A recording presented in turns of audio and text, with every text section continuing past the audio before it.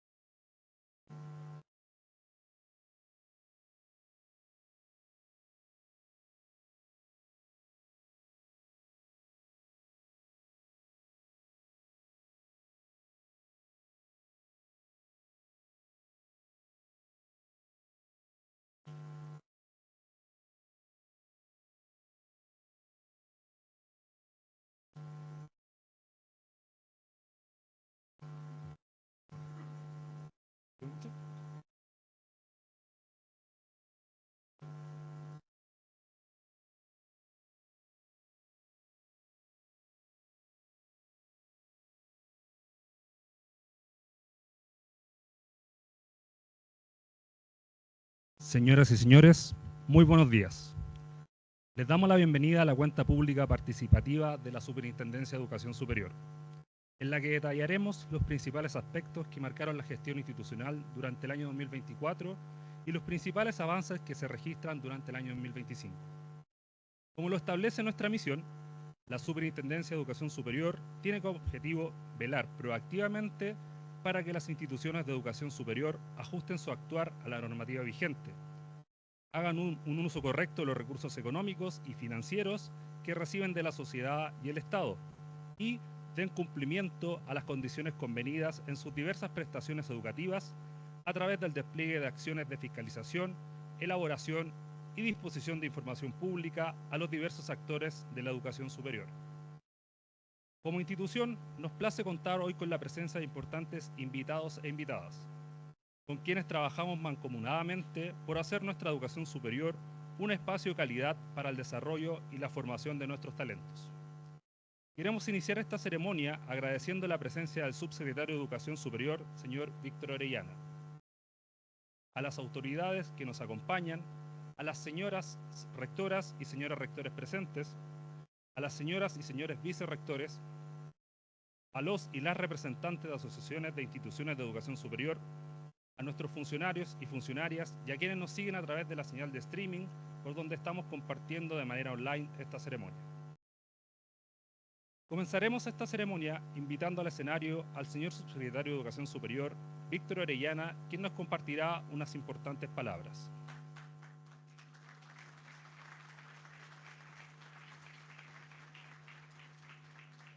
Muy buenos días. Quisiera agradecer al superintendente por esta cuenta pública, también saludar a rectores, rectoras, autoridades de la institución de educación superior y también profesionales directivos de todo el sistema que están reunidos hoy acá.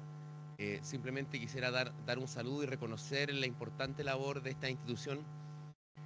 Cuando se discutió la reforma a la educación superior el año, digamos, en el segundo gobierno de la expresidenta Bachelet, hubo una álgida discusión y yo quisiera recordar lo álgida que fue, porque hoy día tenemos una discusión, pero yo diría mucho más reposada y quizás más moderada. Y existió en ese rato la necesidad de crear un sistema que no solo asegurara el ajuste a la normativa, tanto en el sector público como privado, tenemos un sistema mixto, sino que, y subrayo esto, pudieses tener una capacidad anticipatoria ante una serie de fenómenos que escapan directamente al control legislativo, el de la política pública directa que ejerce el Ejecutivo, que tienen que ver con la función fiscalizadora, pero sobre todo, insistiría, anticipatoria. Y de ahí en adelante esta institución ha tenido una labor relevante, precisamente en trabajar con las instituciones de educación superior para que éstas puedan ajustarse de mejor manera a la normativa, pero sobre todo responder de una forma efectiva a las necesidades y expectativas de la sociedad. Recordemos que las instituciones de educación superior, en especial las universidades, son de las instituciones que tienen mayor prestigio y ascendiente social, ¿no?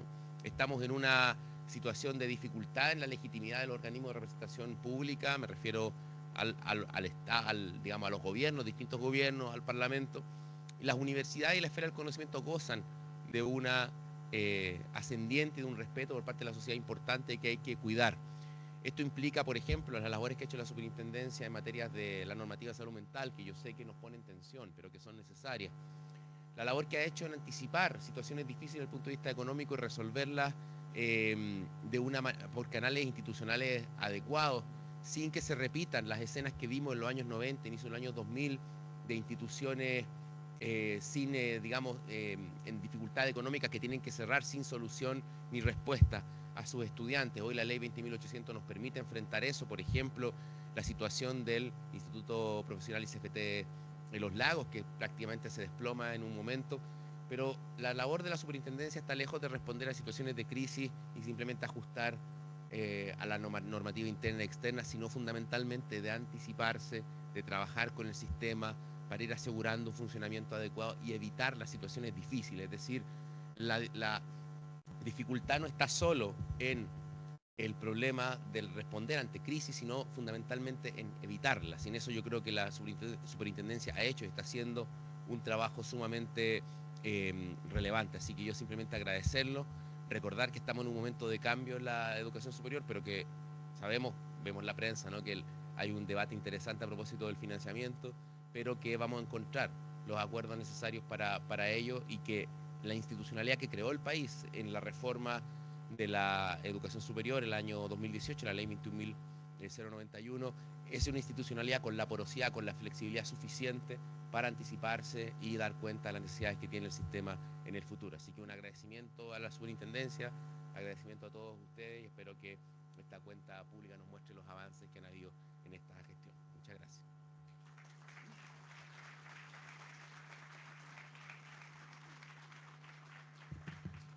Le damos las gracias al subsecretario Orellana. Ahora queremos compartir con ustedes un breve video institucional que da cuenta del trabajo que realizamos en la SES, relatado por nuestros propios funcionarios.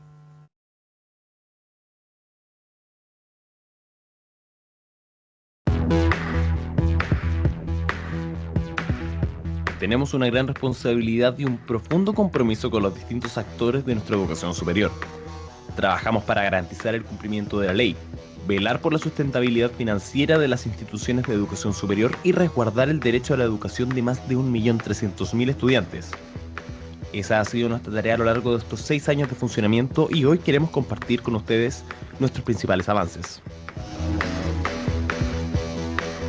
A lo largo de estos años hemos recibido y gestionado más de 13.000 reclamos y denuncias de estudiantes. Cada caso representa una preocupación y nuestra tarea es escucharlos, orientarlos y garantizar que sus derechos sean respetados. Gracias a este trabajo, el 57,2% de los reclamos ingresados a nuestra plataforma terminan con resultados favorables para el estudiante. Queremos seguir avanzando en esa ruta, con respuestas concretas y soluciones reales. Supervisamos universidades, institutos profesionales y centros de formación técnica para asegurar que cumplan con sus compromisos. Contribuimos a elevar la transparencia para que el sistema de educación superior superior sea más confiable y financieramente sustentable. Nuestra labor no es solo reaccionar ante las crisis, sino fundamentalmente prevenir. Analizamos riesgos administrativos y financieros, anticipamos problemas y trabajamos colaborativamente con las instituciones para que se afiancen en una gestión responsable. Supervisamos y fiscalizamos respetando la autonomía de cada institución. Porque una educación superior fuerte se construye con responsabilidad y equilibrios, promoviendo la estabilidad y el cumplimiento de la ley sin interferencias indebidas. Ponemos a disposición de la ciudadanía información clara y relevante. Queremos que los estudiantes y sus familias tomen decisiones informadas, con datos certeros sobre la realidad de la educación superior en Chile. Cada acción que realizamos está guiada por la transparencia y el compromiso con el interés público. La confianza en las instituciones de educación superior es un pilar fundamental para el desarrollo del país. Somos un equipo comprometido con profesionales que trabaja día a día por una mejor educación superior.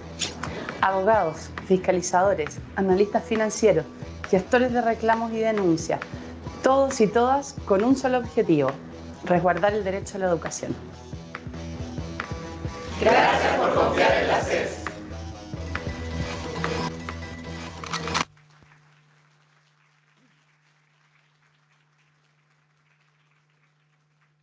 Muchas gracias por la atención.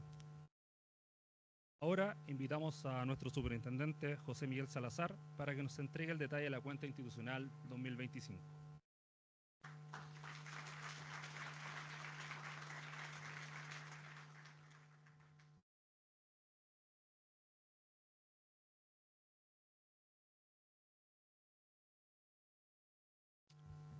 Días.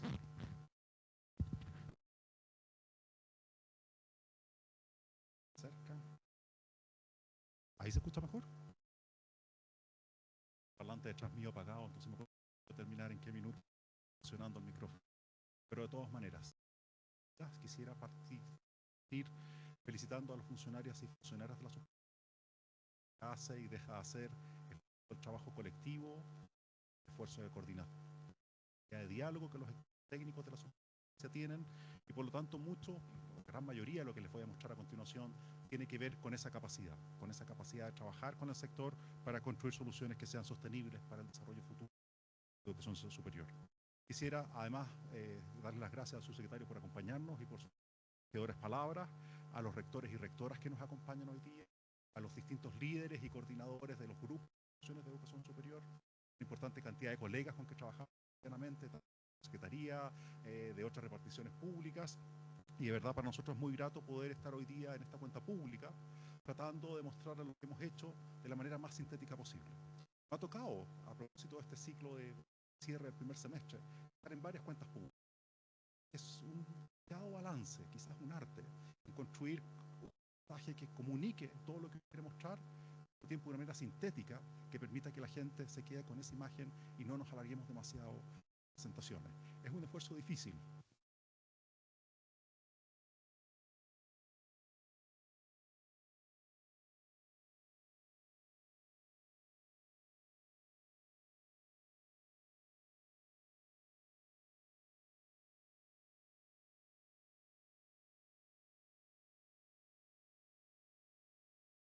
Quisiera primero partir contándoles nuestro camino.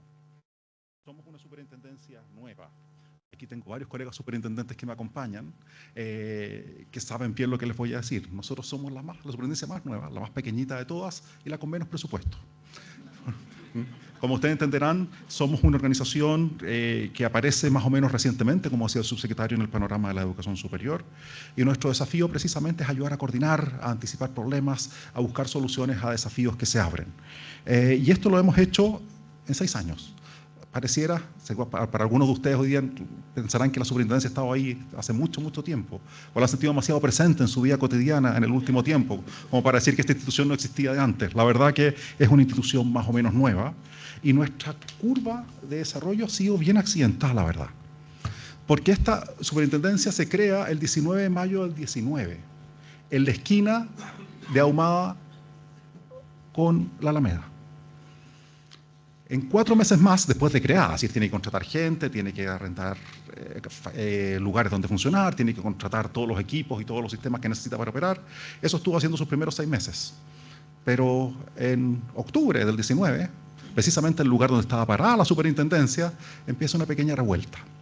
Una revuelta que impide que la superintendencia siga trabajando. De hecho, los primeros equipos que se constituyen se van rápidamente a su casa, porque era muy complicado estar en el edificio. De hecho, me contaba el superintendente Avilés en su minuto que tuvieron por lo menos 2 intentos de quemar el edificio donde estaban instalados los equipos de la superintendencia. Fue un poco dramático para toda la gente que estaba ahí, ustedes entenderán. Y por lo tanto empezamos a trabajar como pudimos, como de verdad se podía, ir llegando nuevos profesionales y equipos que pudieran hacer el trabajo, e ir instalando las dependencias, ir construyendo las capacidades tecnológicas para poder operar, ir articulándose con el sector. Seguramente le vamos a poder contar a nuestros nietos todos, que entre el 19 y el 21 fue una época muy loca en este siglo que hemos vivido, y a la superintendencia eso le llegó completamente. Pero una vez que ya pudimos empezar a funcionar, el 22, 23, creo que eso ya se terminó de instalar, pudimos poner en perspectiva lo que parecía importante desarrollar a continuación. Y por lo tanto, en ese contexto, y ustedes las pueden ver en la lámina, se definieron un conjunto de orientaciones que nos guían hasta hoy. En términos de, hay ciertas cosas que teníamos que hacer que son importantes, y por lo pronto, por supuesto, armar equipos técnicos en áreas técnicas, y voy a hablar un poquito más adelante de eso, es un desafío en un área particularmente sensible para el desarrollo del país. Por supuesto, los sistemas de información, la articulación con distintas agencias públicas que nos entregan información, pero también entramos en un mundo donde advertimos desde el principio que teníamos un problema fundamental. Por supuesto, es raro decir eso de la educación superior porque tiene tantos problemas, ¿cierto? Y tantos desafíos que es difícil sistematizarlos en solo uno. Pero si teníamos en ese minuto uno que empezó a expandirse, y lo hemos visto con importancia en los años que vienen, es el problema del estrés financiero. Como muchas de las instituciones del sector, a pesar de estar en la época de más transferencias públicas de las que tengamos memoria, igual tenía problemas significativos de gestión financiera. Y esos problemas estaban afectando las finanzas institucionales o la operación de algunas instituciones.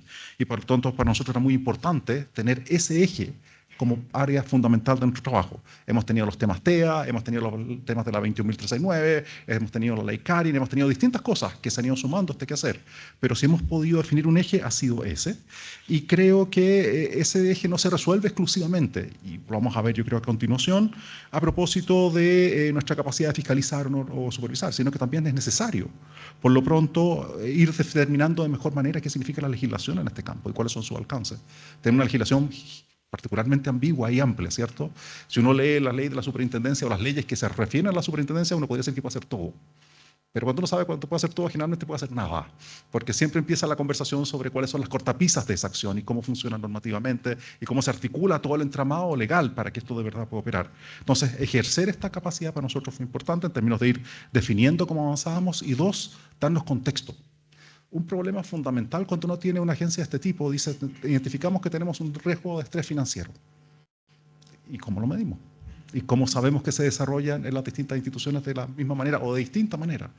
Por lo tanto, la idea de construir información que permitiera contextualizar lo que nosotros hacíamos también era muy importante, y por eso desarrollamos y hemos estado muy metidos en los estudios de interés público, porque creemos que eso ha dado espacio a entender, y van a ver ustedes a continuación, a contextualizar mejor la labor que desarrollamos y al mismo tiempo cómo va bajando en cada uno de los casos que trabajamos.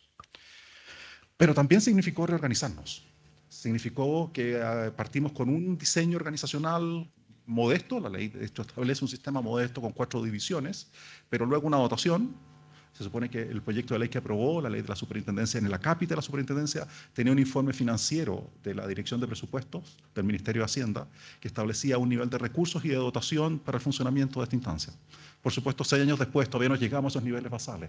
Distintas cosas afectaron de que no pudiéramos tener ni los recursos ni las capacidades instaladas, pero hemos hecho un esfuerzo con lo que hemos podido, con la gente que hemos podido contratar para que esto avance. Y en ese sentido, creo que una señal importante ha sido instalar los 4 departamentos que dependen de las divisiones. Procedimientos administrativos, fiscalización institucional, datos, información y reportes, gestión de desarrollo de las personas, como ejes articuladores para que cada una de las divisiones desarrolle su quehacer. Al mismo tiempo, y a diferencia del diseño original, la unidad relativa a reclamos, denuncias y atención de público se movió desde dependencia directa del gabinete, como estaba originalmente, a depender de la división de supervisión, para articular mejor el tema de denuncias, reclamos, con todo lo que viene a continuación. Creemos que ese ha sido un trabajo importante. Y al mismo tiempo, y hemos hecho mucho énfasis en esto, utilizar en todos los casos que podamos la alta dirección pública para producir las contrataciones de personal. Es decir, hay una lógica muy marcada y seguramente a muchos de ustedes les ha tocado ver anuncios nuestros en empleos públicos, en la ADP, buscando gente porque creemos que es el mecanismo para una agencia pública fundamental para proveer su dotación. Y por lo tanto apostamos a que el equipo de la superintendencia, como muchas veces lo decimos, es un equipo técnico que trabaja para el Estado, no necesariamente para el gobierno, y que su finalidad es dar fe pública a cómo funciona el sector y apoyar a resolver los problemas que emergen. Y por lo tanto, quedamos con una estructura nueva, y esto se lo aprovecho a presentar porque es una modificación que acabamos de terminar de hacer hace muy poquito, con la nueva estructura de funcionamiento de la superintendencia. Van a ver los 4 departamentos que yo les mencionaba y otras 3 unidades que se despliegan en distintas áreas del quehacer de la superintendencia. ¿Qué nos están diciendo estas unidades? Y un poquitito desarrollando el compromiso que previamente yo les planteaba. La idea de que trabajamos en áreas especializadas y tenemos que tener equipos especializados a cargo de temas específicos. Y salimos de un escenario de donde originalmente estábamos, donde todos hacíamos todo, a un escenario mucho más focalizado y por lo tanto sea una superintendencia que, siendo pequeñita, teniendo un presupuesto limitado, aún así es capaz de articular una forma de trabajo y organización que creo que nos ayuda a avanzar en la solución de estos problemas que ustedes ven en el desarrollo del sector y que nosotros también advertimos. Si ahora yo relacionara esta estructura organizacional con la dotación, veríamos cómo ha ido cambiando a lo largo del tiempo. La superintendencia hoy día tiene 68 funcionarios. Ustedes pueden ver que ha sido una batalla constante tratar de expandir los equipos técnicos, pero hemos tenido algún éxito, más limitado a lo que quisiéramos, pero hemos tenido algún éxito en términos de aumentando la dotación. Y hoy día ya tenemos 68 personas, ojalá el próximo año, si nos va bien en la discusión con la ley de presupuesto, la DIPRES nos dirá eso en un mes más, seguramente vamos a tener posición a lo mejor de expandir un poquitito más a este grupo porque de verdad lo necesitamos. Nos encantaría un balance de género completo, pero tenemos 47% de mujeres, 53% de hombres, aunque tengo que decir que todas las jefas de división son mujeres y los jefes de departamento son todos hombres. Se nos produce una situación interesante que a lo mejor alguien va a tener que estudiar en alguna oportunidad. Y los equipos de la superintendencia, en su gran mayoría, son profesionales y fiscalizadores. Es decir, yo trato de comentar, y seguramente lo he discutido con algunos rectores, la idea de que en la superintendencia no haya muchos administrativos, hay bien poquitos, y no hay secretarias. Hay solo equipos profesionales y fiscalizadores, porque entendemos que nuestra labor es fundamentalmente técnica y especializada. Y por lo tanto, ese es el foco, ese es el tipo de gente que contratamos, ese es el tipo de énfasis que colocamos al espíritu común de la superintendencia. Pero basta quizás de hablar de temas organizativos y cuánto le vamos a pedir a la DIPRES y cómo nos va a ir, eso ya lo vamos a saber próximamente, pero para contarles un poquitito ahora qué hacemos y cómo lo hacemos. Y quisiera partir por nuestro rol regulador porque quizás ha estado bien presente en la información pública en las últimas semanas, ¿cierto? Hemos tratado de generar espacios normativos claros. Nos preocupa mucho como superintendencia que el sector nos pueda anticipar, que pueda prevenir lo que nosotros vamos a hacer y ajustarse exactamente como nosotros nos ajustamos a la realidad, a ese escenario normativo. Y por lo tanto nos preocupa mucho, como decía, en un marco legal amplio y un poquitito difuso, tratar de articularlo más objetivamente, tratar de fijar exigencias más verificables, tratar de permitir un espacio para que las cosas sean, insisto, más abordables para las instituciones. Y porque, claro, cuando uno tiene un sistema tan amplio que se despliega en toda la realidad social y que tiene todos los tipos de problemas que la sociedad tiene, bueno, entonces necesitamos claramente un marco que nos guíe y nos dé espacio para resolver esos problemas. Y por lo tanto, siempre nuestro punto es, desde el punto de vista normativo, de la estructura normativa del sector, quisiéramos que sea un sistema claro, coherente y predecible. Y ese es el foco en que estamos trabajando y para eso lo desarrollamos. Además, cuando hacemos estas normas de alcance general en el uso de esta función regulatoria, particularmente lo que hemos estado haciendo en el último tiempo, queremos que sea un proceso participativo. La ley define una forma de participación bien específica, es decir, que la gente, las instituciones o cualquier persona pueda presentar observaciones a las propuestas que hacemos. Pero hemos querido que sea más que eso. Y por lo tanto, en el caso de la norma número 4, de la que voy a hablar en un segundito más, hemos hecho mesas técnicas, hemos hecho mesas de difusión, hemos invitado a distintas asociaciones de organizaciones a que nos escuchen, a que conversemos, que dialoguemos sobre los puntos, porque para nosotros es muy importante que sepan lo que va a venir, que sepan cómo lo vamos a enfrentar y que al mismo tiempo participen y nos ayuden a enriquecer la legislación. Uno puede creer que sabe todo lo que pasa en la educación superior, pero por supuesto es siempre una ilusión. es siempre una cosa específica y concreta que se manifiesta de distintas maneras en distintos contextos, y nuestra función es tratar de entender cómo eso opera en la práctica y tratar de hacer lo posible para que cuando uno regule no genere más daño, sino que contribuya a un mejor desarrollo del sector, y por tanto en esa lógica nos hemos metido. Eso sin perjuicio de que en todos los casos, y ustedes lo van a encontrar en nuestra página web, cada vez que la superintendencia genera una norma de carácter general, también genera un informe de cómo se abordaron las observaciones que la sociedad civil, las instituciones y el sector plantearon en cada uno de esos casos. Y ese informe está completamente disponible para todos los casos que les voy a mencionar. ¿Qué hemos hecho en los últimos 2 años? Bueno, hemos generado una actualización de la norma de carácter general número 1, la que sufren más los secretarios generales de todas las universidades, donde dice qué información tienen que hacernos llegar y en qué contexto. Es una norma que ha crecido y cada vez es más grande. Uno quisiera que fuera más ajustada, pero ciertamente esto nos produce mucho trabajo, y seguramente a las secretarías generales de las universidades también, porque hay muchas cosas que reportar y hay muchos elementos de detalle que abordar en esa materia. Pero también generamos la nueva norma de fondo solidario para efectos de regular su gestión en lo que viene, y como la mayoría de ustedes sabrá, hemos generado una norma para la sana convivencia y la protección de la salud mental en los campos clínicos. Ha sido un esfuerzo bastante grande, con un trabajo bien transversal. Seguramente siempre van a quedar cosas que no nos gustan, y yo entiendo que eso es así, pero al mismo tiempo apostamos que sea una ruta nueva, que nos permita hacernos cargo de un problema importante. Y el trabajo que nosotros hemos hecho con los estudiantes del área de la salud, con las facultades de medicina, con las familias afectadas por situaciones catastróficas que han ocurrido en los campos clínicos, es claro que nos demandó una acción más sustantiva que la que hemos hecho en otras áreas, pero creemos que la norma que se ha generado, reconociendo la realidad del sector, abre espacios para poder seguir conversando esto en el futuro.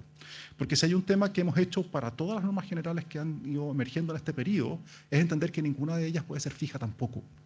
El sector se va ajustando, la realidad se va moviendo, y por lo tanto estas normas están sujetas a una lógica de revisión obligatoria cada 2 años, para ir viendo cómo el sector termina de apropiarse de estos temas, pero al mismo tiempo cómo nos ayuda a descubrir nuevos problemas o ver cómo estratégicamente abordar cosas que se resolvieron de manera diferente en el sector. Entonces tenemos un esfuerzo en esa dirección y vamos a seguir trabajando directamente en esa línea. Pero quisiera aprovechar esta oportunidad para contarles que estamos trabajando en 2 normas más. Y los vamos a invitar próximamente a que estén participando en este proceso. Y una dice relación con las normas sobre personas relacionadas. Las universidades, por mandato de la ley, tienen un conjunto de personas con las cuales las operaciones que realizan tienen que estar sujetas a un conjunto de reglas. Estamos tratando de entregar un poquito más claridad sobre eso, particularmente en aquellos casos en que las relaciones no se producen directamente, sino que por cadenas de sociedades relacionadas, en cuyo caso uno podría entender que hay un vacío. Entonces vamos a tratar de resolverlo por esa vía. Y segundo, entendiendo que la norma número 1 es sumamente larga y demandante, queremos precisar aún más cómo se tienen que presentar los antecedentes y cómo los formatos van a quedar definidos para la presentación de antecedentes a la superintendencia. Y por lo tanto, esta norma sobre entrega de información apunta a clarificar procedimentalmente cómo se hace y cuándo se hacen las cosas, para efectos de que esto sea más simple gestionar por las instituciones. Es mucha la información que recibimos, muchas veces nos cuesta mucho procesarla, porque es demasiada para nuestras propias capacidades, y por lo tanto estamos haciendo un esfuerzo de entender que información que no se usa no es información que vale la pena recolectar. Y por lo tanto estamos trabajando en esa dirección también. Pero no solo generamos normas de carácter general, sino que también emitimos pronunciamientos. 7 emitimos el año pasado y 7 emitimos este año. Aquí podrán ver algunos de los temas. Creo que son útiles estos pronunciamientos, y yo sé que muchos secretarios generales, muchas asociaciones lo han estado mirando con especial cuidado, lo que nos parece muy bien. Por supuesto, estamos dispuestos a conversar si hubiera algún aspecto de estos pronunciamientos que requiriera alguna clarificación o abriera un problema nuevo. Uno siempre tiene que estar dispuesto a entrar en ese diálogo, pero pueden ver, por ejemplo, que hemos visto que es posible que los colegios profesionales soliciten información sobre los títulos, que se precise el concepto de carrera o programa en el marco de los aranceles regulados, qué pasa con la compatibilidad del protocolo de la ley 21.343 y la 21.369, o cómo se puede usar la palabra acreditación en el contexto publicitario de las instituciones, ¿cierto? Son áreas en las que hemos estado trabajando. También ver cómo se integran las cláusulas de normativa interna en los convenios con ANIT de investigación, en el caso de acoso, violencia y discriminación de género. Respondemos los temas de inclusión obligatoria de normativa interna en los instrumentos firmados por instituciones extranjeras, y sobre la clasificación contable del gasto por provisiones de garantías del crédito naval del Estado. Son algunos de los temas que hemos estado viendo en este periodo. Pero hemos seguido en este año y creo que hay algunos que vale la pena ponerles especial atención. Por lo pronto, ¿qué pasa con las personas que tienen que acreditar cesantía para efectos del Fondo Solidario y que no tenían el contrato de trabajo previo?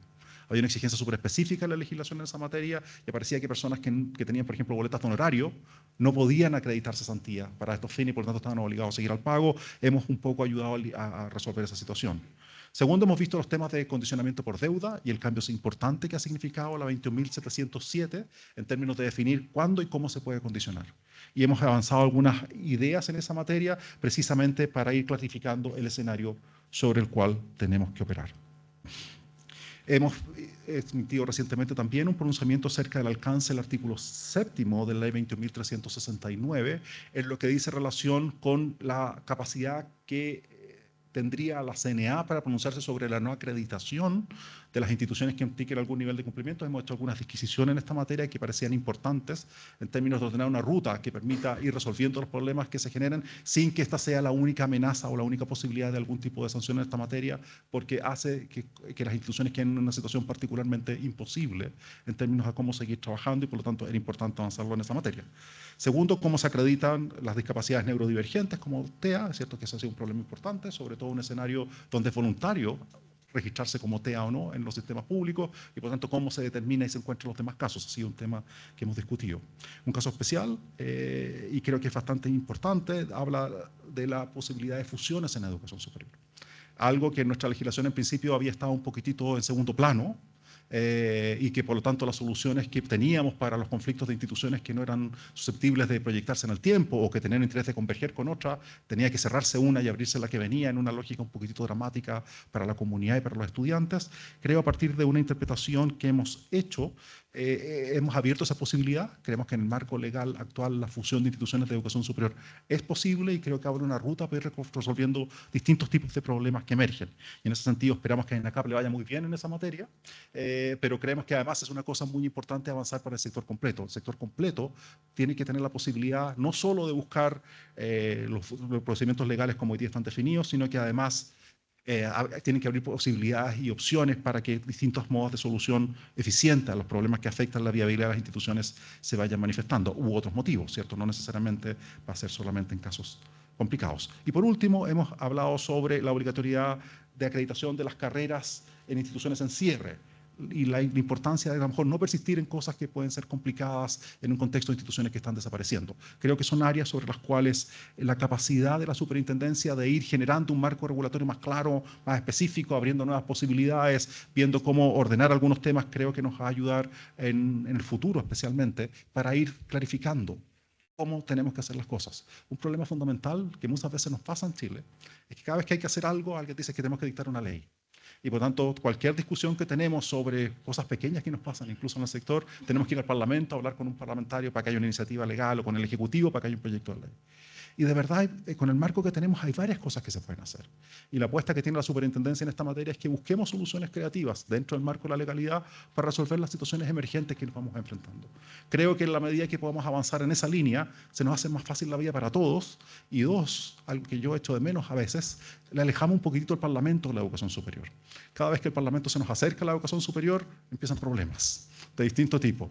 Preferiría que los parlamentarios estuvieran muy informados de lo que pasa y que trabajemos muy de la mano con ellos, pero ojalá que la discusión técnica sectorial se desarrolle en los espacios técnicos sectoriales que podemos tener para ese fin. Quiero contarles entonces por un segundo, y voy a avanzar lo más rápido que pueda en esto, en los resultados de supervisión y fiscalización. Porque de verdad, más que resultados en números, aunque vamos a hablar algo de eso, aquí más bien queremos describirles lo que hemos estado haciendo y cómo las cosas se han ido moviendo. Por una parte, por no todos ustedes lo conocen, pero es algo que hacemos tradicionalmente, hacemos evaluaciones anuales de riesgo financiero para todas las instituciones. Primero, por supuesto, tenemos que estar seguros que la información financiera es correcta, está sistematizada y responde a todas las exigencias que tiene la legislación en esta materia, no solo de la superintendencia, sino que de la Contraloría, de la CMF, de distintas instancias que convergen en las demandas que tiene esta información. Dos, Tenemos un modelo de evaluación de riesgo que es en 2 pasos. Primero, una evaluación por grupos de instituciones en función del contexto en que ellas se mueven. Y luego, esa evaluación agregada, vamos bajándole a un nivel desagregado por institución, donde no solo ponemos en perspectiva los números que hemos tenido hoy día, sino que cómo se han estado moviendo en el tiempo. ¿Está bajando el EBITDA o está subiendo? ¿Estamos concentrando niveles de pérdidas o estamos generando utilidades? Todas las curvas que se producen en esa materia para nosotros son muy importantes de observar con miras a determinar exactamente qué nivel de información tenemos. Y muchas veces tenemos que pedir información adicional sobre procesos de contratación, sobre procesos de desarrollo de infraestructura, sobre distintas cosas que nos permiten ir contextualizando más claramente las prioridades de gasto de las instituciones, las prioridades de inversión de las instituciones y cómo van bajando. Pero lo importante, que lo que aquí llegamos como resultado, es una determinación del riesgo por institución de educación superior, de riesgo financiero. Y tenemos 3 niveles para ese riesgo, alto, medio, bajo, y actuamos en consecuencia. En general, en los niveles de riesgo bajo o en los niveles de riesgo medio, mandamos comunicaciones de supervisión, haciendo énfasis en temas que hay que prestarle atención desde el punto de vista externo para mirar. Pero ustedes entenderán que tratándose de riesgo alto, el escenario es un poquitito distinto. Tenemos que actuar más proactivamente, como nos decía el subsecretario, y como el sistema político bien nos ha recordado en más de una ocasión. Entonces hemos trabajado mucho en esa perspectiva y esto tiene consecuencias que se van a ir viendo a lo largo de la presentación, pero por ahora no puedo dejar de contarles que nos hemos ido moviendo de pasar de estos análisis de riesgo financiero a la aplicación de la ley 20.800 sobre administración provisional y de cierre de las instituciones de educación superior a una lógica que nos permita avanzar más rápido. Y lo que hemos hecho particularmente en los últimos 18 meses es avanzar en este enfoque preventivo, donde estamos generando planes de ajuste, de recuperación, de sustentabilidad, tienen muy distintos nombres según la institución de que se trate, donde básicamente consensuamos un diagnóstico de lo que hay que hacer, consensuamos unos resultados que hay que producir y consensuamos un modelo de seguimiento de estas instituciones. Y por lo tanto terminamos con un plan cuyo contenido hemos ido definiendo progresivamente, pero que hoy día básicamente se esboza a que la institución misma construya un diagnóstico de la situación en que se encuentra, que establezca las estrategias que necesita para manejar los endeudamientos que tiene. Muchas veces nos pasa, y ha sido más o menos frecuente, que tenemos instituciones que están muy comprometidas en el corto plazo. Y por lo tanto tiene una carga financiera muy alta por operaciones de factoring o por operaciones de muy corto tiempo con alta carga financiera. Hemos discutido con las instituciones en esos casos, por ejemplo, tratar de convertir esa deuda de corto a largo plazo, haciéndolo lo más sustentable posible. No es un problema sencillo, porque cuando uno compromete mucho en el largo plazo, también limita las posibilidades de desarrollo y tiene que tenerlo muy claro que eso ocurre de esa manera. Pero ciertamente aliviar la caja descargando los costos financieros ha sido una estrategia que hemos tratado de varias formas de trabajar. Por otro lado, hemos trabajado mucho, y seguramente esto se ha visto harto en la prensa, cómo incrementar los ingresos y optimizar los gastos, cómo producir más eficiencia en la gestión, qué tipo de resultados vamos a producir en los estados financieros y al mismo tiempo cómo vamos a secuenciar esto en el tiempo y lo vamos a ir controlando. En general estamos recibiendo informes trimestrales o bianuales en función del tipo de problemas que estamos visualizando y a esto lo sometemos a un seguimiento sistemático, lo que significa que para cada institución estamos generando reportes acerca de los estados que ellos presentan con nuevas orientaciones, recordando compromisos y moviendo a la gente en esta dirección. Porque nos parece muy importante, como bien decía el subsecretario, que nos movamos muy directamente a tratar de atajar esos problemas que pueden explotar antes de que de verdad se desarrollen, porque las instituciones de educación superior son suficientemente porosas, grandes y complejas como para arrastrarlas a un problema general. Esto necesita ser ordenado y necesita ser ordenado participativamente, según las típicas lógicas de funcionamiento de las instituciones. Este ha sido el foco y vamos a ver algunas consecuencias que este foco tiene en la gestión de la superintendencia. Pero no solamente hemos estado en análisis de gestión financiera y viendo cómo hacernos cargo de estos planes de mejora para que las instituciones no enfrenten situaciones más difíciles. En lo que se refiere a cumplimiento normativo, hemos avanzado en un plan de fiscalización bianual. Originalmente era 2024, pero estaríamos moviendo 2024 a 2025 en función de los desafíos que este programa tiene, que básicamente se centra en ver que las instituciones cumplan con las disposiciones que se aplican en distintos temas. Para este programa, para este plan, incluimos 4 programas. Uno con personas relacionadas, otro de la 21.369, las obligaciones que la ley establece específicamente para las instituciones en esa materia, difusión y publicidad de la acreditación, algo que trabajamos en el marco del SINASES y que nos pidió especialmente la CNA que pudiéramos fiscalizar, y por último, un programa de fiscalización de la gratuidad, donde estamos viendo hoy día las rendiciones de gratuidad. De estos programas ya hay 3 que están terminados, el de operaciones relacionadas y el de la 21.369 han dado origen a un conjunto de actas de fiscalización que van a pasar a procesos sancionatorios a continuación, pero en el caso de la difusión y publicidad, la acreditación, como era una cosa más bien nueva, que no había sido objeto de intervención regulatoria previa, tomamos la decisión de más bien entender que las observaciones que les transmitimos a las instituciones eran una voz de alerta, más que una medida de sanción, porque además se aplicaban a casi todas las instituciones del sector. Había problemas con la difusión de la publicidad, la acreditación en casi todas las páginas web de todas las instituciones, y por lo tanto esto parecía un problema que necesitaba ser atendido no desde el punto de vista sancionatorio, sino que desde el punto de vista de la guía, y creo que en esa diferencia, en el trabajo del plan de fiscalización, hay harta especificidad en esta materia, porque creemos que hay que moverse con alguna flexibilidad en términos de que el sector vaya construyendo soluciones a los problemas que aparecen y no solamente aplicando la herramienta punitiva en este caso. A continuación vamos a estar cerrando el tema de gratuidad próximamente también, y también lo vamos a estar resolviendo. Por supuesto que abramos sancionatorios no significa que vamos a castigar a todo el mundo. Los sancionatorios son una posibilidad de resolver problemas, de cerrar conversaciones, de poner los elementos arriba de la mesa, de contar con la evidencia para poder hacer un punto. Nosotros estamos muy abiertos a esa conversación y por lo tanto ninguna institución que pase un sancionatorio va necesariamente a ser sancionada, sino que nos ayuda a resolver un problema, y si llegado al punto que tenga que haber una sanción, por supuesto la va a haber. Vamos a ver algo de eso también, pero fundamentalmente la idea es cómo ir moviendo la actitud de cumplimiento normativo de las instituciones en adelante.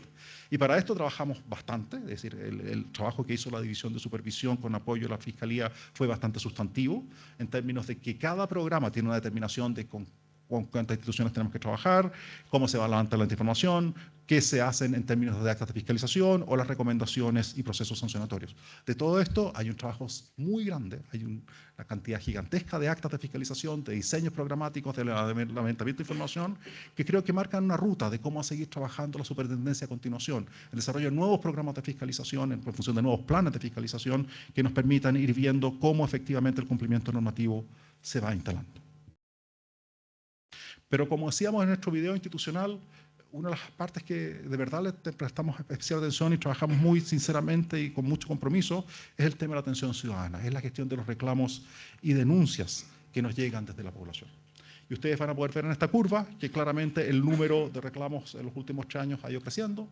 A 2024, no podemos tener la estadística 2025 todavía, pero a 2024 estábamos con un crecimiento de un 20% respecto al año anterior. Y son fundamentalmente reclamos, ustedes ven, estamos del orden de 60% reclamos, 40% denuncias. Y de lo que hemos podido gestionar en un año entero, es decir, de 5.383 reclamos y denuncias, ustedes pueden ver que hay 4.416 cerrados y quedan 967 abiertos. La gran mayoría de los cuales corresponden a denuncias, que son por supuesto mucho más difíciles de gestionar que los reclamos. Los reclamos básicamente buscar una forma de construir un diálogo que permita articular soluciones y ponerlas arriba de la mesa, y en eso, como decía el video y vamos a mostrarles a continuación, hemos sido más o menos efectivos, pero las denuncias es más difícil, porque las denuncias básicamente nos están diciendo que hay un problema, que una institución incumple las normas, y eso puede ser algo pequeñito o algo gigantesco. Muchas veces tenemos, no sé, 130 denuncias, pero de verdad todas se acumulan porque son los distintos compañeros de curso de una misma clase, de una misma carrera, de una misma institución, entonces los agregamos y vamos gestionándolos de esa manera. Pero ahí hay que hacer en nuestra lógica que apunta en esa perspectiva, y esto es fruto del esfuerzo que hacemos. Ahora bien, y creo que esta lámina es interesante en un doble sentido. Por una parte, vamos a ver que en los CFTs, y voy a partir por ahí porque quizás es lo más sencillo, el número de reclamos y denuncias está creciendo. Lo que parece razonable, porque ustedes ven, teníamos el 7% de los reclamos y denuncias que se presentaban en el país, era bastante bajo, ha ido creciendo esa participación, hoy día estamos en el orden del casi el 10, 9,7% de casos que vienen de ahí. En el caso de las universidades, por el contrario, los últimos 3 años, ustedes pueden ver cómo el número de denuncias y reclamos han ido creciendo permanentemente. Es aquí donde se está concentrando la gran área de quehacer de la superintendencia en relación con las demandas del público, porque parece que aquellos estudiantes y familias que mandan a sus hijos e hijas a la educación superior en las universidades son más propensas a avanzar en esta dirección. Pero ustedes pueden ver que con los institutos profesionales está pasando exactamente lo contrario. A pesar de ser un área en expansión, a pesar de ser un área que crece en el sector y que concentra cada vez más importantes niveles de matrícula, uno ve que los niveles de reclamos y denuncias que se presentan van a la baja. y van a la baja de manera bien consistente. Uno puede pensar que a lo mejor es un público menos predispuesto a reclamar, porque estamos hablando funcionalmente de estudiantes adultos que tienen muy claras sus prioridades y cuánto les cuesta el tiempo para hacer las distintas cosas que tienen que hacer, pero también habla quizás de una capacidad de resolución en los IPs de estas materias que a lo mejor vale la pena prestar la atención. Es importante ir viendo que esto va pasando, porque es un escenario que no habíamos previsto originalmente. Si ustedes miran cómo se desagregan territorialmente, aquí van a verlo por región, por año, y por supuesto, la región metropolitana es lejos la que más reclamos y denuncias tiene.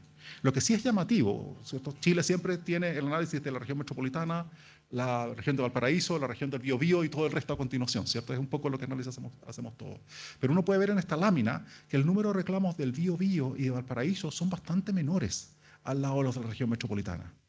Es en la región metropolitana donde este problema se está instalando fundamentalmente. Y la duda que tenemos en la superintendencia que esto pueda deberse no tanto a las ganas de enfrentar un problema, buscar una solución a ese problema, sino al poco conocimiento que hay del trabajo de la superintendencia a lo mejor en algunas regiones.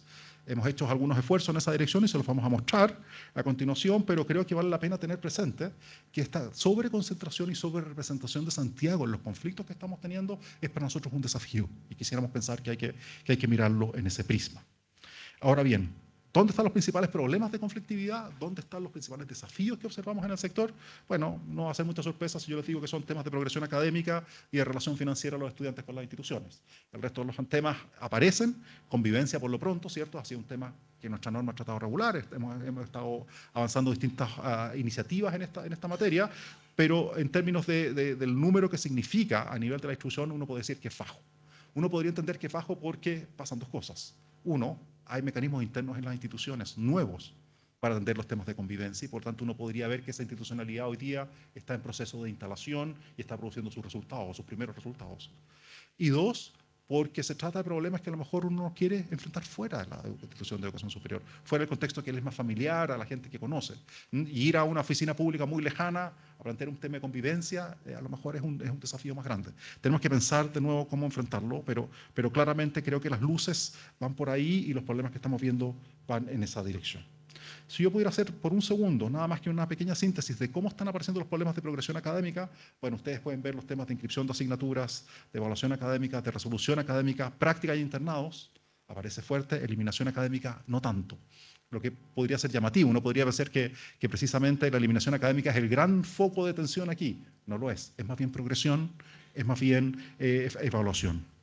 Y en materia financiera, beneficios y cobros por retiro y suspensión es el área fundamentalmente de tensión que estamos viendo ahora.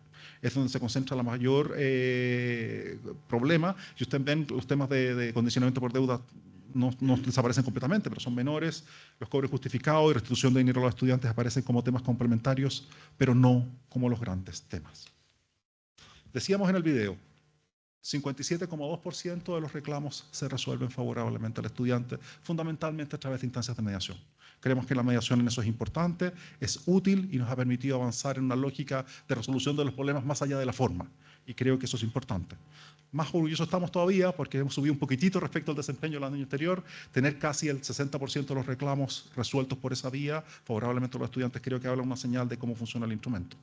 Pero dos, yo decía, tenemos demasiada concentración en la región metropolitana, tenemos demasiados temas que pareciera que en otras partes no se ven tanto, porque la superintendencia, por su diseño, está solamente concentrada en Santiago. No tiene oficinas regionales como la superintendencia de educación u otras superintendencias y por lo tanto estamos muy concentrados aquí. Y por lo tanto nuestra estrategia ha sido movernos en una perspectiva donde el trabajo web sea lo importante. Entonces, todo lo que se necesita hacer para los reclamos se puede hacer hoy día en el portal web de la superintendencia. Y además de eso, hay un bot con inteligencia artificial que guía a los estudiantes a lo largo del proceso si tuvieran cualquier duda y por lo tanto utilizamos todos los recursos de nuestros propios elementos normativos para apoyar ese proceso. Y dos, tenemos una aplicación móvil además, utilizable en los celulares de todos los estudiantes para poder avanzar en esta misma lógica, no solo en términos de hacer un reclamo, sino de ir gestionando el reclamo. Si me piden información adicional, si me cuentan lo que pasó con el resultado de mi solicitud, todo eso se resuelve en esa forma. Y es lo que creo que hemos podido hacer razonablemente, pensando que, les insisto, estamos en un país en ajuste económico, ¿cierto? Es difícil que haya una mucho mayor de provisión de fondos para esta superintendencia y por lo tanto tenemos que pensar en alternativas que nos permitan llegar más lejos. Ahora vamos a tener que saber cómo tratar de hacer visibles esas herramientas tecnológicas para los estudiantes y estamos trabajando en esa dirección. En términos de reclamos, perdón, de denuncias, quisiera solamente contarles que la gran mayoría de las que hemos estado, de las sanciones que la superintendencia ha estado aplicando en el último tiempo, tienen que ver con denuncias que se reciben en la superintendencia. Pero hemos tenido que ir ordenando mucho el proceso, porque no nos fue tan fácil hacernos cargo de las denuncias que recibíamos. Nuestra capacidad para reaccionar frente a ellas, la oportunidad para decidir, han sido desafíos grandes que hemos tenido que enfrentar en el tiempo. Y por lo tanto ahora tenemos una metodología más clara, ¿cierto? Hoy día tenemos una admisibilidad de fondo, típico nos pasa, la superintendencia escolar nos manda todos los meses 3 o 4 o 5 solicitudes que son de educación superior. Nosotros mandamos de vuelta a la superintendencia escolar temas relacionados con colegios y escuelas que no tienen que ver con la superintendencia, o con temas de las ramas de la defensa nacional, que parcialmente la tenemos en la CES, y por lo tanto tenemos una situación de ese tipo. Al mismo tiempo, como hemos dicho varias veces, los temas de estatuto administrativo, por ejemplo, profesores que crean que están mal evaluados, o los temas de código del trabajo, existen instancias específicas para esos fines y por lo tanto la superintendencia no se mete. Y en consecuencia, cuando recibimos reclamos de ese tipo, los derivamos a la inspección del trabajo o a quien corresponda. Entendemos que eso no son áreas propias de la superintendencia. Luego de esta admisibilidad de forma, luego vemos si efectivamente de los antecedentes presentados pudiera haber una infracción legal.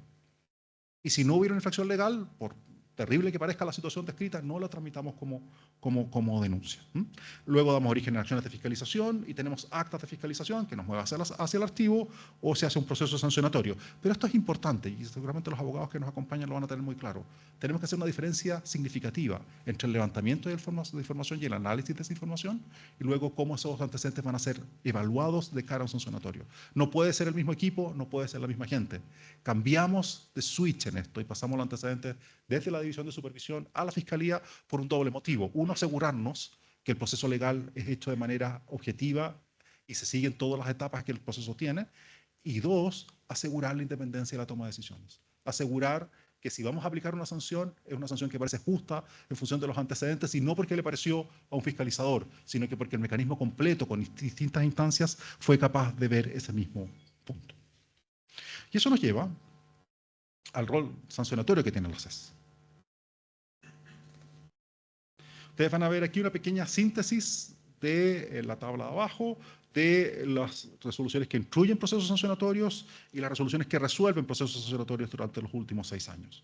Y ustedes van a ver que de 23 en adelante se observa un crecimiento significativo en estas materias. Pero también un cambio en la composición de cómo se gestionan. Hemos tratado de determinar los sancionatorios puramente formales. Nos faltó un documento en una instancia o una firma en otro o una declaración jurada, teníamos mucho de eso al principio, a pasar a acciones más sustantivas, a temas más de fondo, problemas que de verdad hay en las instituciones. Y por lo tanto estamos avanzando en esa dirección necesariamente. Y por supuesto, mucho de esto legítimamente se ha judicializado y para nosotros es importante en el sentido no de dar una pelea en los tribunales, sino que esperar que los tribunales nos ayuden a consolidar los criterios que están apoyando las decisiones que se han tomado o no. Y por lo tanto vamos a ver en el tiempo que viene cómo eso se va a ir estabilizando o no. Por ahora lo que nos importa fundamentalmente, como les digo, es tratar de asegurarnos que hemos hecho el trabajo de la mejor manera posible y que por lo tanto estamos en posición de defender nuestras decisiones. Creemos que sí, las Cortes nos dirán en el tiempo, pero aquí hay una materia importante de considerar que lamentablemente parece que las Cortes están muy sobrecargadas y por lo tanto los procesos de discusión de cada una de estas decisiones están tomando mucho más tiempo que el que debieran. Y eso nos tiene un poco preocupados en el sentido de que cuánto tiempo vamos a tener que esperar para saber si sanciones del mismo tipo en nuestras instituciones van a avanzar en la misma lógica en función de criterios que todavía tienen que ser validados. Y ahí tenemos una conversación en desarrollo. En términos del tipo de sanciones que estamos usando, ustedes las pueden ver aquí. Claramente el 24 significó una alza de importantes acciones respecto al año anterior, no solo en términos de la cantidad de sanciones aplicadas, sino que también del tipo de sanciones aplicadas. Ustedes pueden ver que en multas estamos ayudándole al señor Fisco a recaudar algunos recursos a propósito de eso, que por supuesto se dedican al interés general de la nación y eso es muy importante, pero entre las amonestaciones y las multas algo se ha ido moviendo en esta dirección. Y yo quisiera, a manera puramente ejemplificar, mostrarles algunas de esas sanciones que hemos tomado. En el caso de la Universidad Mayor se le aplicó una sanción de 7.500 unidades tributarias mensuales, por operaciones correlacionadas y por cumplir la obligación de destinar recursos y remitir las ganancias en la consecución de sus fines propios. La universidad tiene una versión, por supuesto, distinta que esta, que nos parece muy legítima, y esperamos zanjarla en los tribunales. Al Instituto Profesional de Providencia se le cursó una multa por 600 UTMs por cambiar unilateralmente las condiciones pactadas en los contratos con los estudiantes, y por tanto se reconoció esa materia. Y a la Universidad de Aconcagua se aplicó una multa de 350 UTMs por también operaciones correlacionadas y también dificultades para mantener al día el tipo de información que necesitamos, sobre todo contrapartes técnicas con la superintendencia, donde de verdad nos faltaba información y no hubo mucho cómo producirla de otra manera. Pero en el ámbito de la ley 20.800 también son sanciones. Aunque uno mire estos dos casos que vamos a discutir a continuación como temas de más bien de desarrollo, que se asocian a esa capacidad de trabajo preparatorio, predictivo que está haciendo la SES, en el marco de la legislación actual son sanciones y hay que reconocerlas como tales. Y hemos ido viendo los cambios que se han producido en las dos instituciones que hemos estado trabajando más directamente.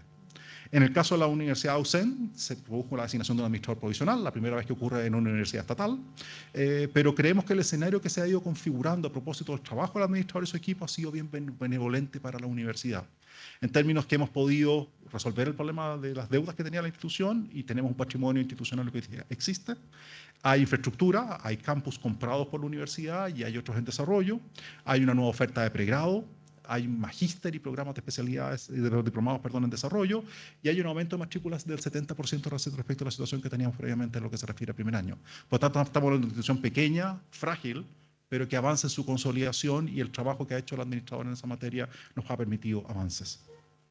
En el caso de la Universidad Austral de Chile, ustedes saben que está con un plan de recuperación, estamos en el segundo año de ese plan de recuperación, y vemos al día de hoy que la institución ha aumentado de manera significativa sus ingresos y ha disminuido sus costos operacionales de manera bien marcada, y por lo tanto estamos en una institución que, en lo que ya hemos visto en estos últimos 2 años y lo que se proyecta para el 2026, es una institución que ya no necesita endeudamiento adicional para poder seguir sustentando su operación.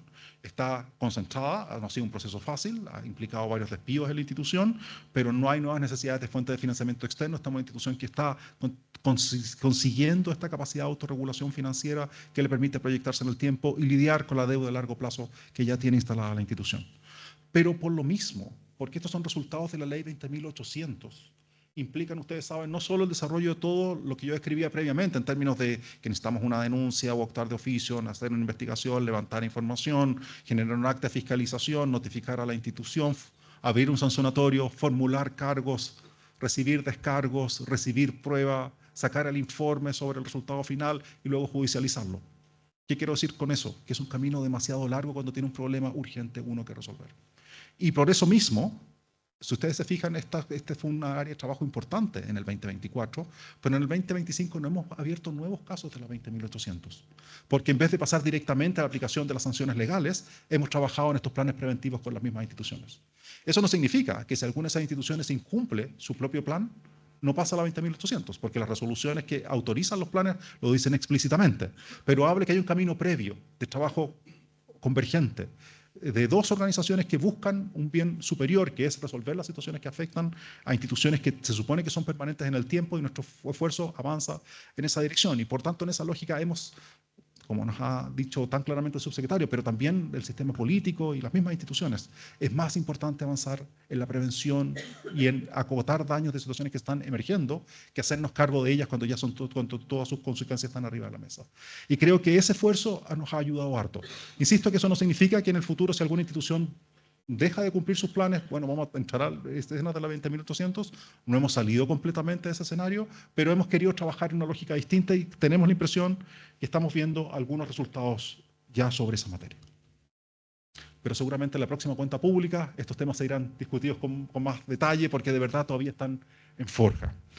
Yo les decía que hemos reorganizado la superintendencia, que les damos un giro, y tenemos una unidad, una división, que se llama Atención Ciudadana. Y por más que tratamos de decirle a la gente, se llama Atención Ciudadana por un problema técnico, no porque sea una oficina de atención de público. Nos ha costado mucho socializar eso y que la gente lo pueda entender. Y quizás estamos tratando de colocarlo de esta forma, porque esta división de Atención Ciudadana básicamente trabaja y desarrolla información pública. El foco de la división es trabajar y desarrollar información pública, y queremos contarles algunos de sus esfuerzos. Primero, aquí hay un esfuerzo de que toda la información que recibimos de las instituciones que tiene que ser difundida es difundida. Y por lo tanto, todas las instituciones de educación superior del país pueden encontrar antecedentes de ellas en nuestro portal web, sean sus estados financieros, sean operaciones particularmente importantes que nos reportan. Hay un conjunto de antecedentes que van a ver en nuestro portal web institucional donde podamos ver la situación de cada una de ellas.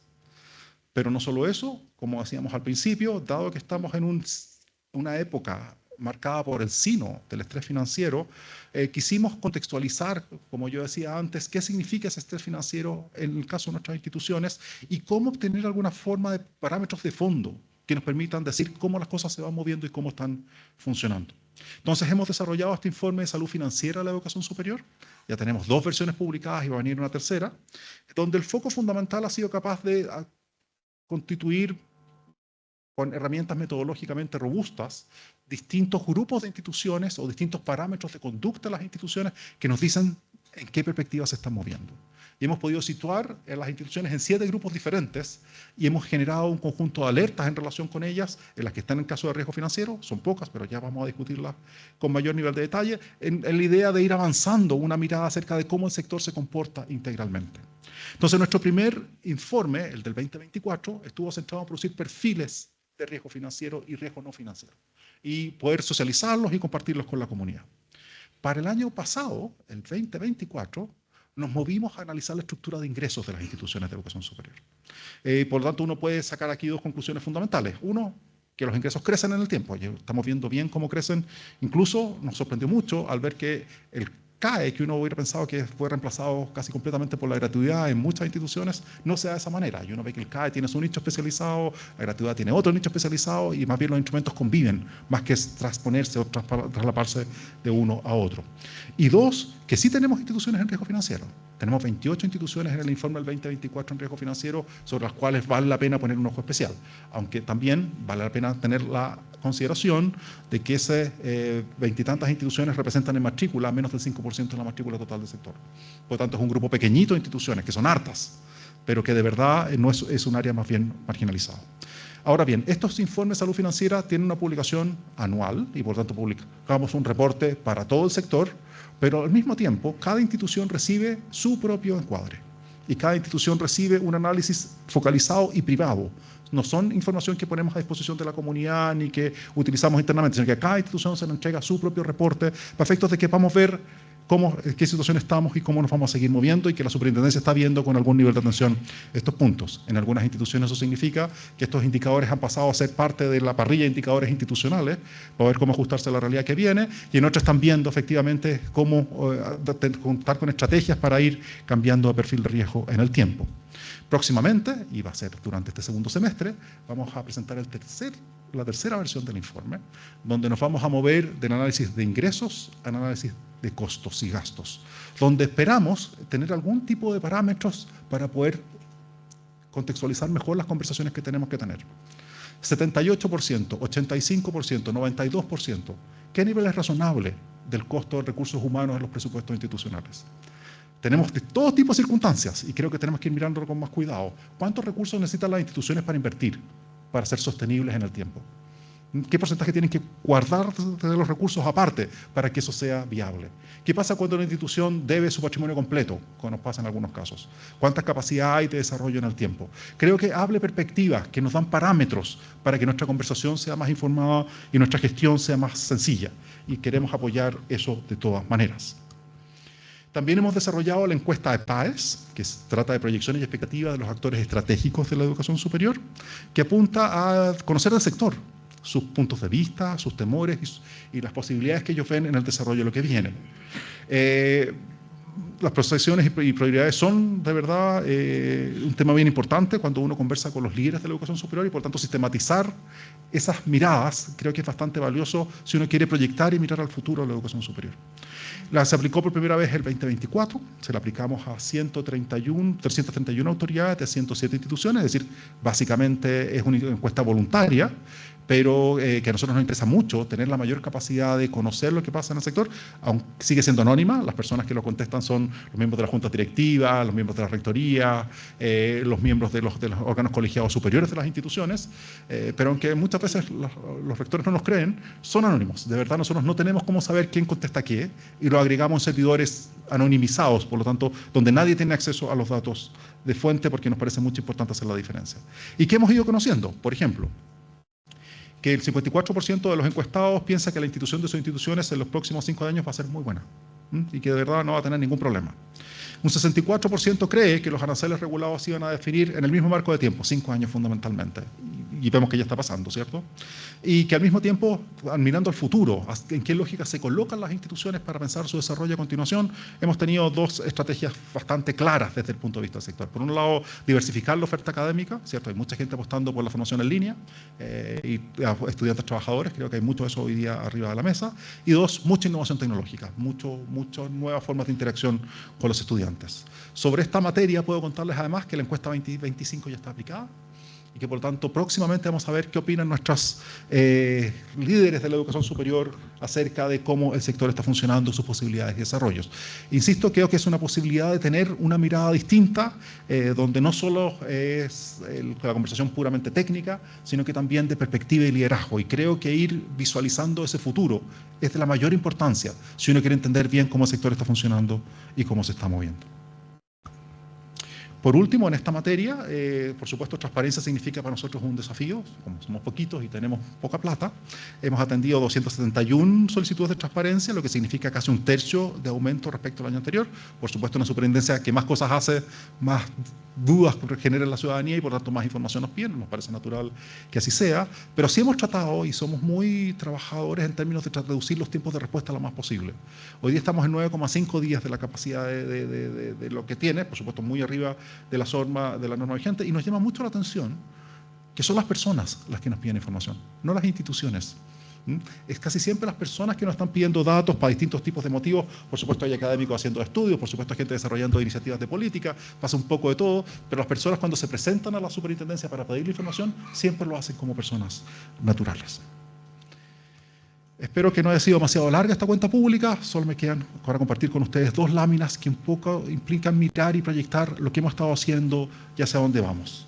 Voy a ser más o menos breve en esto, no quiero agotarlos, sé que estas cuentas públicas son generalmente muy largas, pero quisiera decirles que en estas cosas estamos trabajando y en esto esperamos producir algún nivel de cambio a continuación.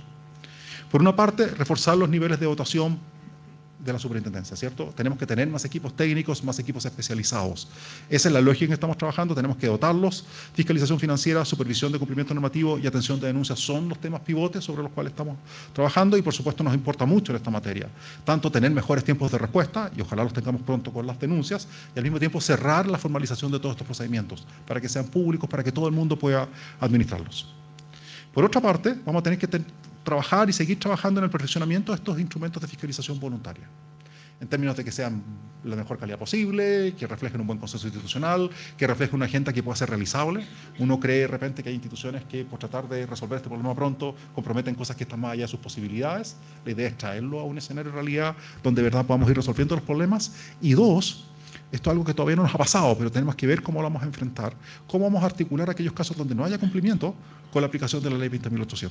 Como decía, las resoluciones lo dicen explícitamente, esa es la ruta que vamos a recorrer cuando eso ocurra, pero aún así, cómo, cuándo, con qué alcance, qué tipo de medida vamos a llegar, vamos a salir de un plan voluntario a un plan obligatorio de recuperación. Ahí tenemos algunas dudas que todavía tenemos que despejar y sobre lo cual tenemos que seguir trabajando. Pero al mismo tiempo nos preocupa mucho, y nos preocupa mucho desde el punto de vista de vivirlo internamente, la gran cantidad de información que recibimos y cuánta es nuestra capacidad para procesar esa información. Creemos que algunas cosas que hacemos son más de forma que de fondo y quisiéramos avanzar más bien a cosas que hagan la diferencia en el fondo y no puramente en la forma.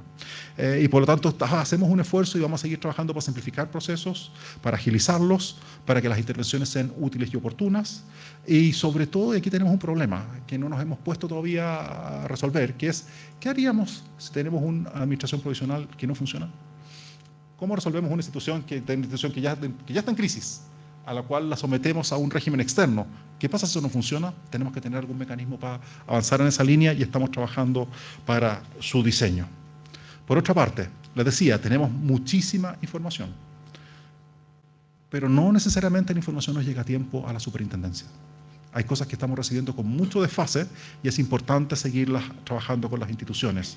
Y por lo tanto tenemos que hacer que la información se mueva más rápido, pero también que mejoremos los instrumentos para el reporte de los estados financieros y el registro de información institucional.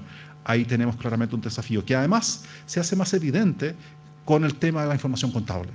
Hemos estado trabajando el año pasado y este año con las firmas auditoras, con los vicerrectores económicos, porque hemos descubierto que hemos tenido algunas dificultades en esa materia. Hemos descubierto que tenemos estados financieros que a veces nos llegan que no cuadran los activos con los pasivos. Es decir, no problemas de detalle, problemas gruesos.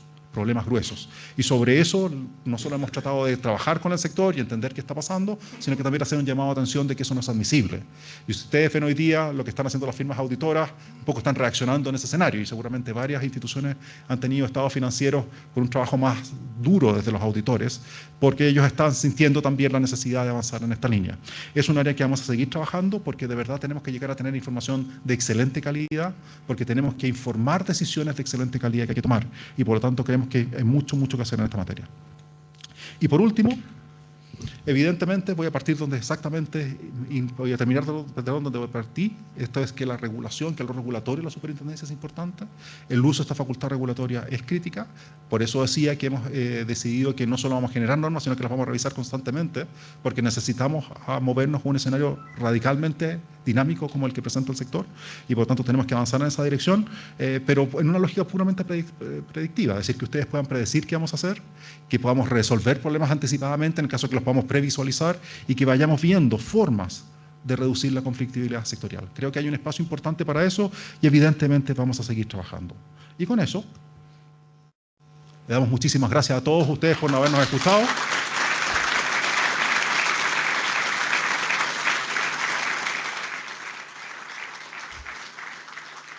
Y por colaborar con el trabajo de la superintendencia. La superintendencia no se siente una agenda o una agencia escondida en una oficina viendo cómo la educación superior se desarrolla.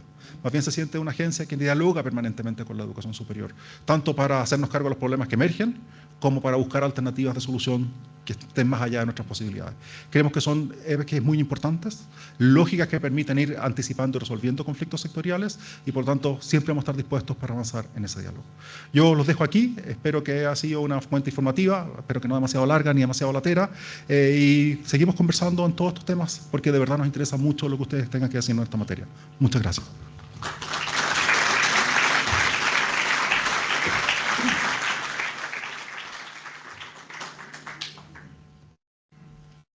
Le damos las gracias nuevamente al superintendente y junto con ello comenzamos a cerrar esta ceremonia, recordándole que todo el material de esta cuenta pública estará disponible en el sitio web institucional www.csuperior.cl. Queremos reiterar el agradecimiento a todas y todos quienes nos acompañan hoy y a quienes siguieron a través de nuestra señal online. Será hasta una nueva oportunidad. Muchas gracias.